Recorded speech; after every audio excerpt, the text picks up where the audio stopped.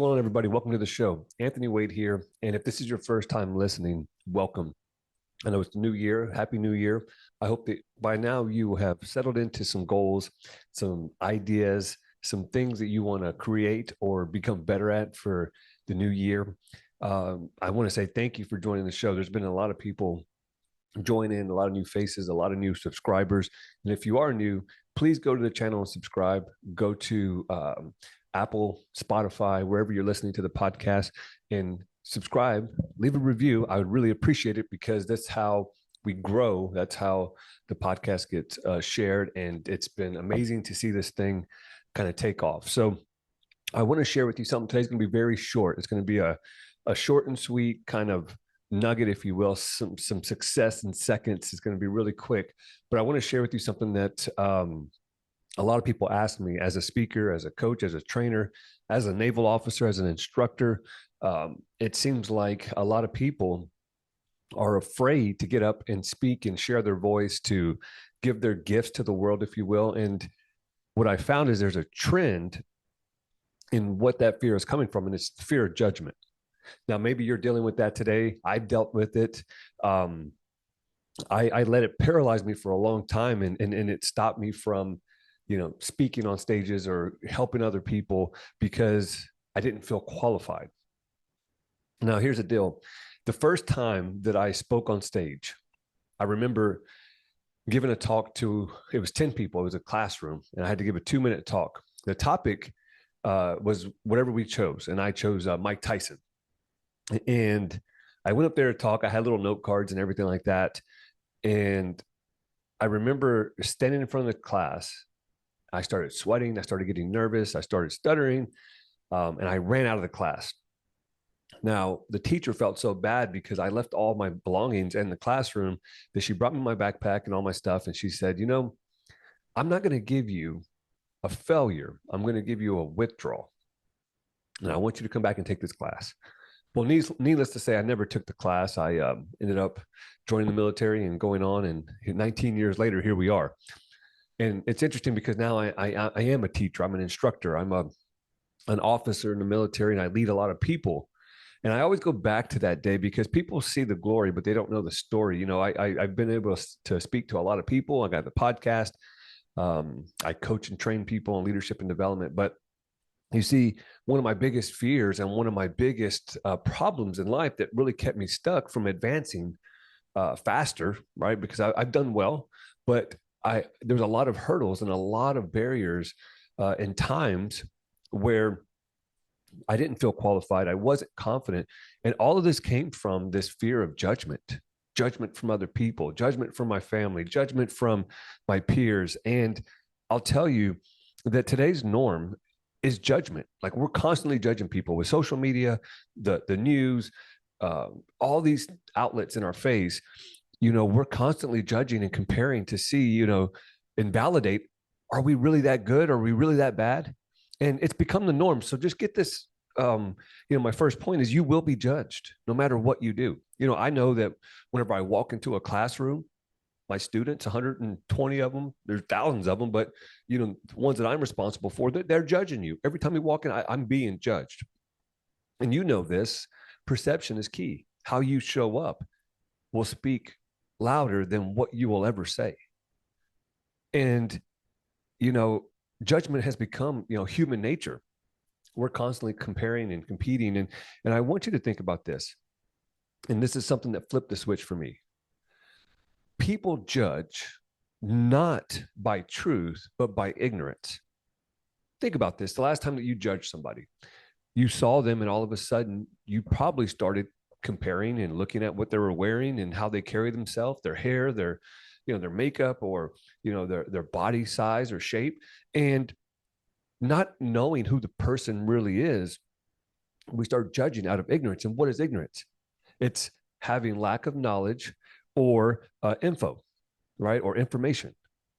And if that's true, if people judge out of ignorance and not truth, then this should lift that burden that it puts on all of us, right? That burden of, man, maybe I'm not good enough. Maybe I'm not qualified.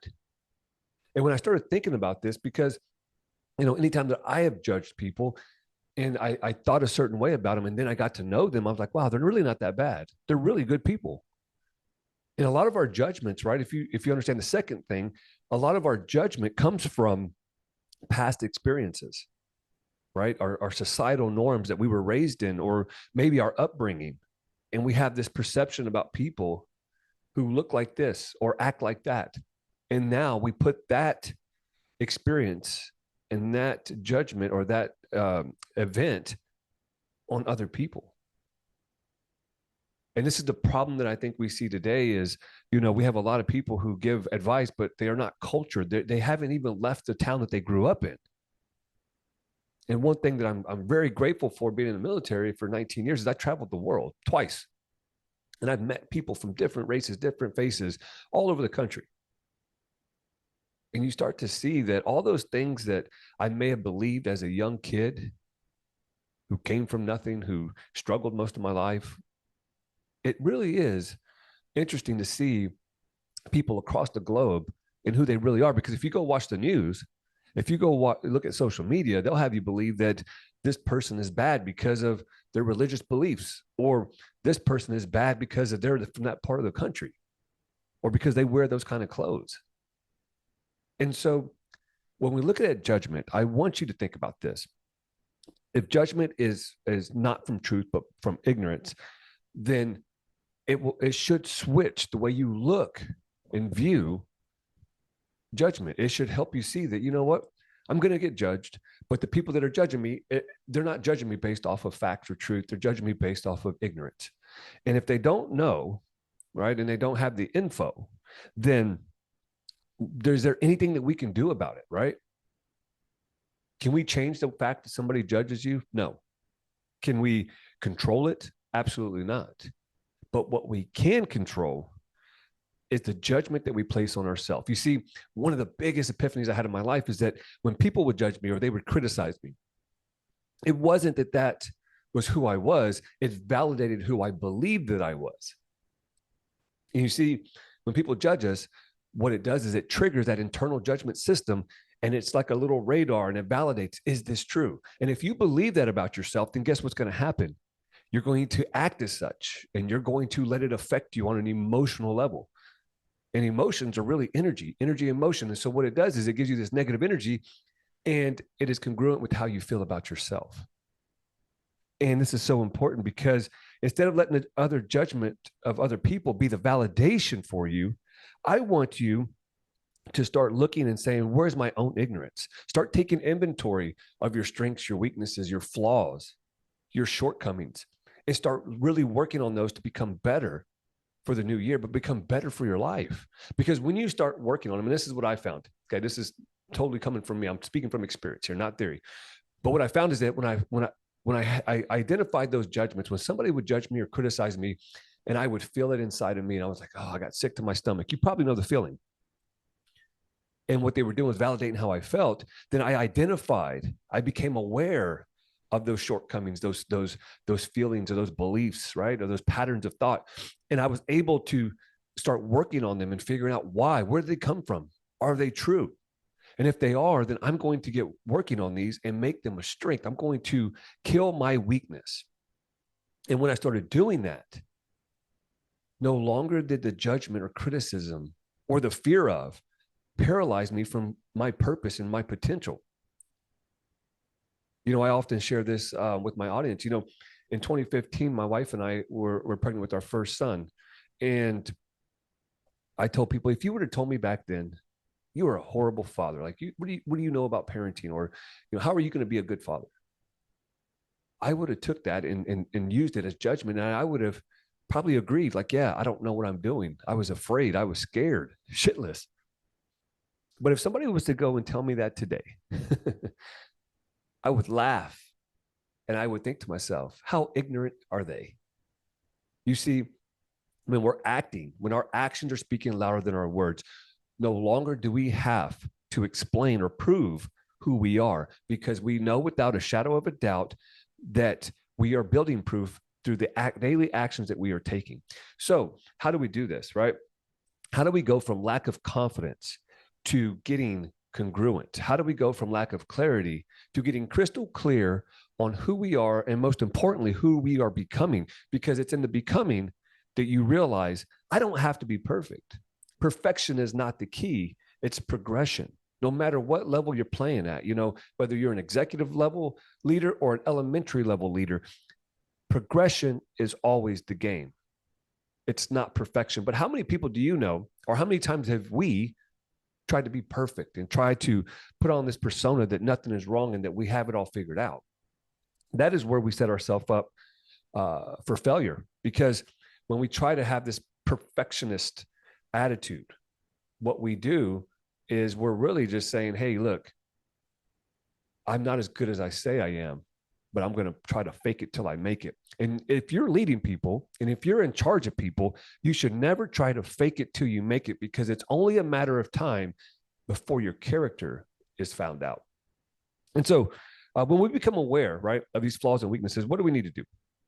We have to start working on them by building the habits that allow us to build faith so that we no longer walk by fear. You see, when I was speaking in that classroom, I didn't practice. I didn't put in the reps. Therefore, my results were mediocre at best.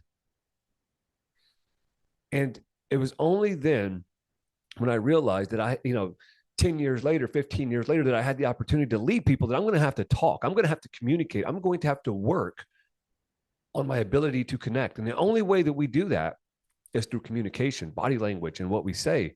So if that was the case and I wanted to get to where I am today, I knew that I had to go back and kill that fear of speaking, the public speaking. And maybe you do too.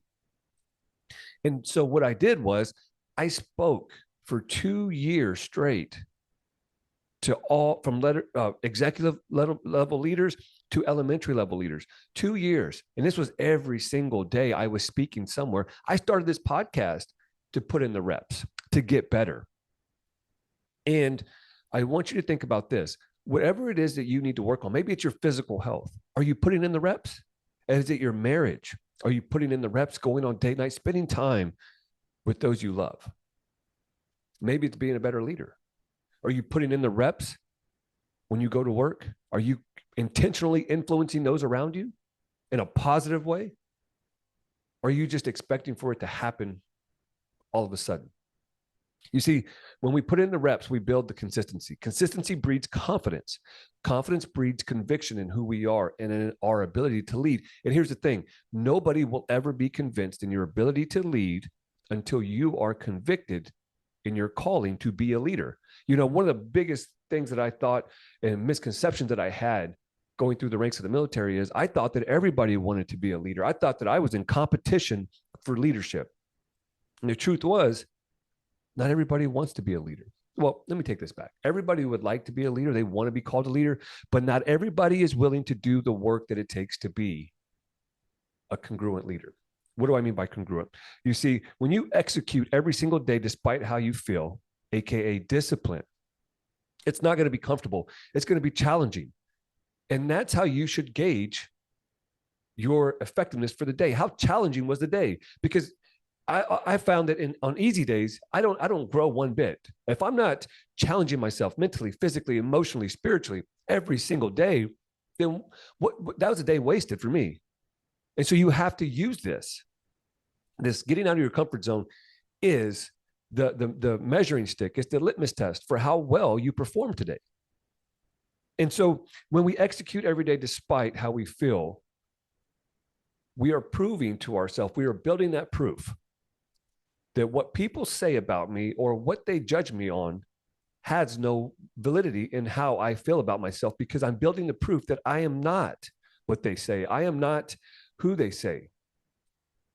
And when you build the proof, that proof drives belief, and your belief drives your behavior. But most people behave in a manner that's incongruent with who they are based off of the judgments of other people because they fail to build the proof. So it's like a big cycle. Take action, build proof, drive the belief, get the behavior. And it's just over and over until you get those habits, those virtues, those core values that you need to get to where you want to go. You see, it's a lot deeper than just reading a book and regurgitating theory. You see, motivation feels good, but momentum is what you want.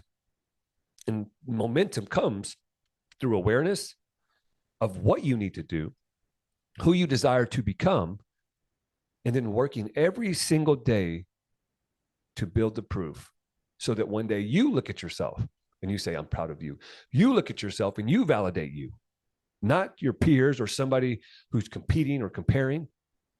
You see, I don't use competition or comparison anymore to judge how well I'm doing. I look at who I was yesterday and who I am today and what did I do differently? How am I progressing in this game called life? And I want you to think about this. There's 3 things I want to share with you as we get ready to wrap this up. How do we take this and put a bow on it and give it to you in a way that you can utilize it to better yourself? Here's some practical steps. Number 1, get clear on your strengths and weaknesses. Take inventory. Look at where you are and where you want to be and ask yourself, would I follow me? Would I follow me every single day? At the end of the day, ask yourself, would I have followed me? Right? This is a reality check, because truth is we can fool anybody, but you can't fool yourself. You know, if you put in the work, you know, if you've done what you said you were going to do. And so get clear. What are my strengths? And how am I giving those to the world? How am I giving my gifts, talents, and abilities to those I lead and those I love? Then you need to understand what your weaknesses are. What are my vices? What are the things that are stopping me? And every day go to work in killing those weaknesses by taking action, by building proof, and behaving in a manner that's congruent, not with who you are, but who you're becoming. Number 2, take action based on understanding. Understand that the difference between ignorance and truth. We all have an ignorance to ourselves. And what is ignorance? Lack of information or knowing. And there's a lot of things that you might not know about yourself because you have yet to do the work. You have yet to go back in the past and ask yourself, what are these things from my past that are still predicting my future? We're not called to keep looking back at the glory days, talking about what was.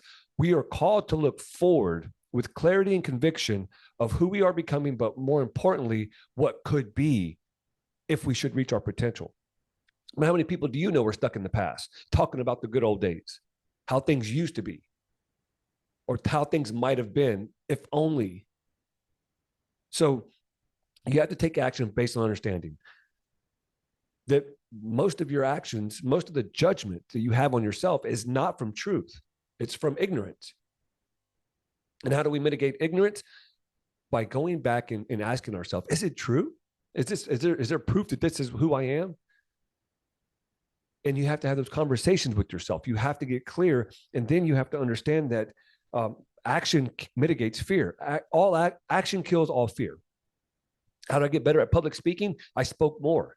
How did I get better at leading? I got into positions that I didn't feel qualified or comfortable, but then I grew into them.